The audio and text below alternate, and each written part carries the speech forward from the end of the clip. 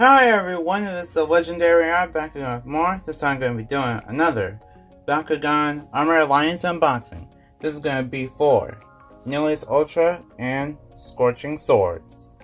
I actually don't know if that was the right the right name for this, but anyway, let's get on to it.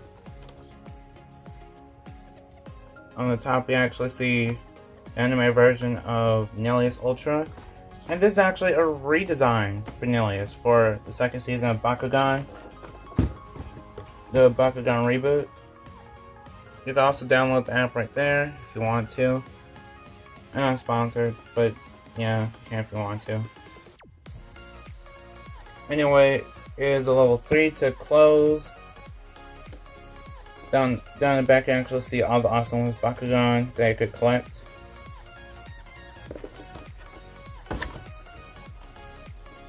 And now, let's get on to the unboxing.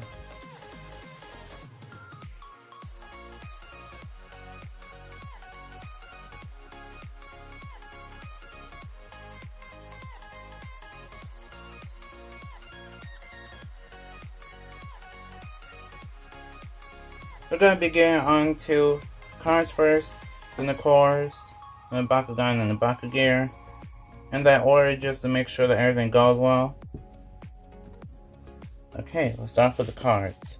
So, between the cards you have the quick play rules and the instructions for how to close Nillious. I actually did look at the poster on the back of the instructions for my last video, which was the Dragon Ultra unboxing for Armoured Alliance, so I guess you could basically check it out if you really want to.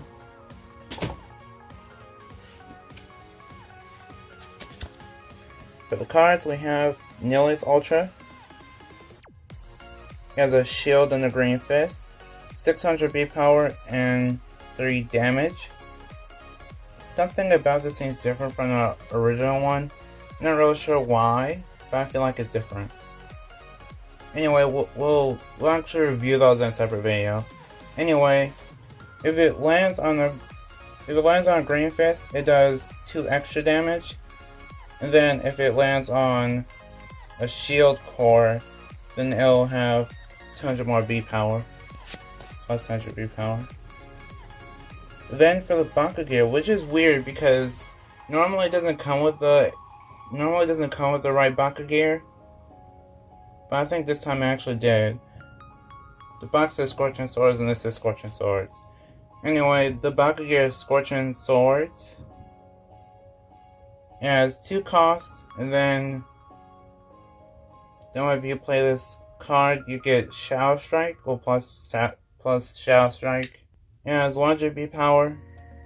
Well, it has plus 100 B power and does 1 extra damage. For the cores, for the shield core, it has plus 100 B power, then minus 2 cost for Bakugear.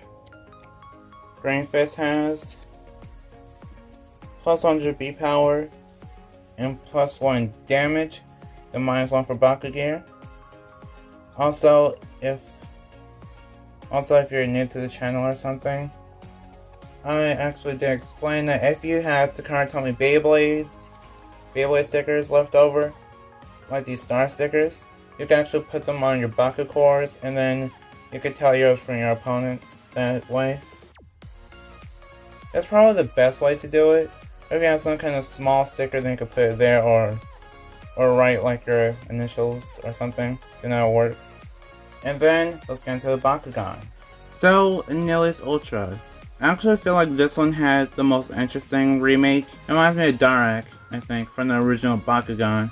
I'll also show a picture of that too. The heads move.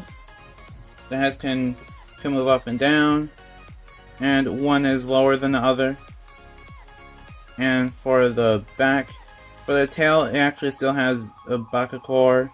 It still catches Bakucores with its tail, so it's going to be pretty interesting to see how just to see how it changed. Because I know before it used to be round, one of the rounder ultras, but this time it seems like it is still one of the rounder ultras, but it seems a lot more complex for how it's going to pop open. So if you want to close Nillious, you have to, I think you start at the head. So I remember last time you have to start at the head. Head goes back. Feet go in. Oh, okay. Head goes back, feet goes in. Wings go in. Like that. And then the tail. So for some reason it feels like Nillious is becoming more and more like Dragonoid. I don't even know why, but it just seems like it. It seems like it's a lot more like Dragonoid the more and more we go along, because basically Dragonoid uses the tail to close as one of the main ways to close. And now Nillious is doing the same thing, which is pretty shocking. It's also nicely done too, because I think they're supposed to be rivals or something. Bakugan Bro. Okay then. That was kind of a dud. I don't know why. Oh, so that's weird.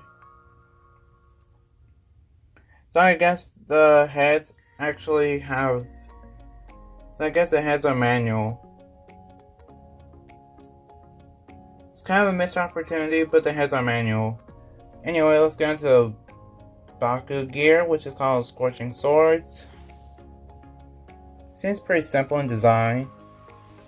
Yeah, here it is. It flips out, then it shows the flaming swords. But then again, it's actually in purple, which is nice, because in purple, it fits with the Darkus color scheme, and if you do somehow get in Pyrus, then it'll actually look even cooler.